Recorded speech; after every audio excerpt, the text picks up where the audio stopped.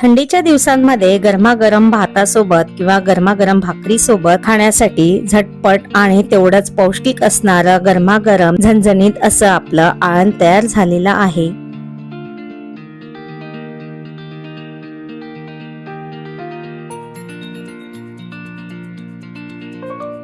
नमस्कार, मी प्रतिमास किचन मध्ये आपल्या सर्वांचं खूप खूप स्वागत।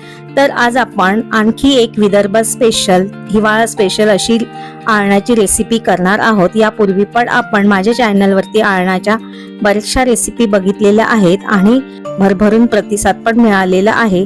पण आज आपण जे मेथीचं आळण करणार आहोत ते अगदी झटपट आणि साध्या सोप्या पद्धतीने होईल असं करणार आहोत। रेसिपी खूप छान आहे, पूर्ण बघा। पण त्याआधी जर तुम्ही माझ्या चॅनलला अजून पण लाईक आणि सबस्क्राईब केलं नसेल तर नक्की करा। चला तर आपण रेसिपीला सुरुवात करूया। हिवाळ्याच्या दिवसांमध्ये बाजारामध्ये मेथी भरपूर प्रमाणात येते आणि याच दिवसांमध्ये मेथीचं आळण हे खूप छान लागते। ते पौष्टिक पण असतं आणि झटपट पण होतं। अगदी कमी साहित्यामध्ये हे आळण होते। विदर्भामध्ये खास करून भरपूर प्रमाणात हे आळण प्रकार केल्या जातात। तर आळण करण्यासाठी सर्वात आधी आपल्याला घ्यायची आहे मेथी। छान निवडून घेतलेली आहे आणि ती आता आपल्याला 2 ते 3 पाण्याने स्वच्छ धुवून घ्यायची आहे। धुवून झाल्यानंतर आपण एका टोपलीमध्ये काढून घेऊ, म्हणजे त्याचं पाणी निथळेल। नंतर आळणासाठी आपल्याला लागणार आहे टोमॅटो। तर मी इथे मध्यम आकाराचे 3 टोमॅटो घेतलेले आहे आणि ते आपल्याला असे छान बारीक चिरून घ्यायचे आहेत। इथे आपले टोमॅटो पण बारीक चिरून झालेले आहेत। नंतर आपल्याला लागणार आहेत 6 ते 7 हिरव्या मिरच्या, त्या पण छान आपण बारीक चिरून घेऊ।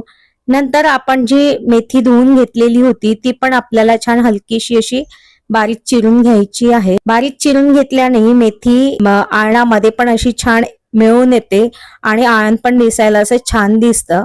तर इथे आता आपले मिरची, टोमॅटो आणि मेथीची भाजी छान चिरून झालेली आहे। मेथीचं आणि टोमॅटोचं प्रमाण हे आपल्याला आळण किती पाहिजे, किती लोकांसाठी पाहिजे त्याच्यावरती अवलंबून आहे। आता आळण करण्यासाठी मी इथे एक पातेलं गॅसवरती ठेवलेलं आहे आणि नंतर आपल्याला टाकायचं आहे तेल। तेलाचं प्रमाण पण तुम्हाला तुमच्या आवडीनुसार घ्यायचं आहे। मी इथे 1 पळी तेल टाकलेलं आहे। तसं पण आळणासाठी जास्त तेलाचा वापर होत नाही। नंतर तेल गरम झाल्यानंतर सर्वात आधी आपल्याला टाकायचे आहे लसूण पाकळ्या, अशा छान बारीक चिरून घेतलेल्या आहे। लसूण छान सोनेरी झाला की नंतर टाकायचं आहे आपल्याला मोहरी। मोहरी छान तडतडली की नंतर टाकायचं आहे हिंग आणि थोडीशी कढीपत्त्याची पानं आणि आता टाकायचं आहे बारीक चिरून घेतलेला मिरच्या आणि टोमॅटो। हे छान आपल्याला मिक्स करून घ्यायचं आहे जेणेकरून थोडासा टोमॅटो मऊ होईल आणि नंतर आपल्याला यामध्ये टाकायचं आहे बारीक चिरून घेतलेली मेथी। आता हे सगळं छान आपल्याला व्यवस्थित मिक्स करून घ्यायचं आहे आणि आता याच्यावरती आपल्याला टाकायचं आहे थोडीशी हळद, चवीपुरतं लाल तिखट, कारण आपण यामध्ये हिरवी मिरची पण वापरलेली आहे, आणि चवीपुरतं मीठ। हिरवी मिरची तुम्ही इथे बारीक ठेचून पण टाकू शकता किंवा मग चिरलेली पण टाकू शकता। आणि आता हे सगळं छान व्यवस्थित मिक्स करून घ्यायचं आहे आणि गॅस मध्यम ठेवून आपल्याला याच्यावरती झाकण झाकून हे सगळं आपल्याला व्यवस्थित शिजेपर्यंत होऊ द्यायचं आहे। हे शिजायला आपल्याला 5 ते 7 मिनिट लागतील। 5 ते 7 मिनिटांनंतर आपण झाकण उघडून बघूया तर तुम्ही इथे बघू शकता की भाज्यांना पाणी पण भरपूर सुटलेलं आहे आणि त्या व्यवस्थित शिजल्या पण आहे। आता इथे आपल्याला एक रवी घ्यायची आहे आणि रवीने ते छान घोटून घ्यायचं आहे किंवा तुम्ही इथे स्मॅशर पण घेऊ शकता।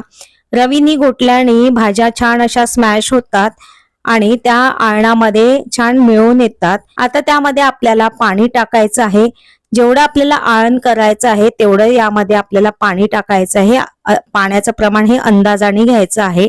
पाणी टाकल्यानंतर आपण व्यवस्थित मिक्स करून घेऊ आणि आता त्याला उकळी येऊ द्यायची आहे। तुम्ही इथे बघू शकता की याला मस्त अशी उकळी आलेली आहे। नंतर आपल्याला इथे घ्यायचं आहे कोणतं पण पीठ। तर मी इथे ज्वारीचं पीठ घेतलेलं आहे। तुम्ही इथे बेसन घेऊ शकता किंवा तांदळाचं पीठ घेऊ शकता, कुठलं पण घेऊ शकता। बरेच जण यामध्ये तांदळाचं पीठ पण वापरतात आणि मी सुद्धा इथे बरेचदा बेसन पण वापरते, तांदळाचं पीठ पण वापरते किंवा ज्वारीचं पीठ पण तुम्ही घेऊ शकता। तर 2 चमच्यासारखं ज्वारीचं पीठ घेतलेलं आहे। त्याच्यामध्ये आपल्याला पाणी टाकून हे व्यवस्थित छान मिक्स करून घ्यायचं आहे जेणेकरून त्याच्यामध्ये एक पण अशी गुठळी राहणार नाही।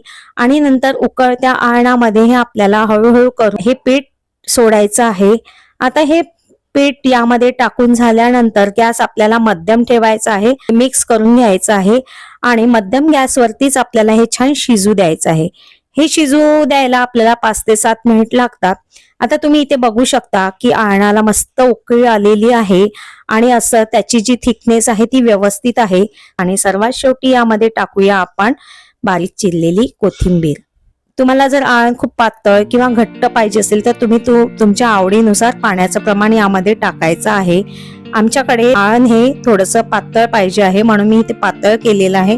तुम्हाला जर याच्यापेक्षा घट्ट पाहिजे असेल तर पाण्याचं प्रमाण कमी टाकायचं आहे. अशा प्रकारे आपल्या इथे झटपट आणि पौष्टिक असं मेथीच्या भाजीचं आळण झालेलं आहे. ज्यांना कोणाला हा आळणाचा प्रकार माहिती नसेल त्यांनी ही रेसिपी नक्की करून बघावी. आजची ही रेसिपी जर तुम्हाला आवडली असेल तर माझ्या चॅनलला लाईक करा, सबस्क्राईब करा आणि जास्तीत जास्त शेअर करा. पुन्हा भेटूया अशाच नवनवीन साध्या सोप्या आणि झटपट रेसिपींसह. तोपर्यंत बाय बाय.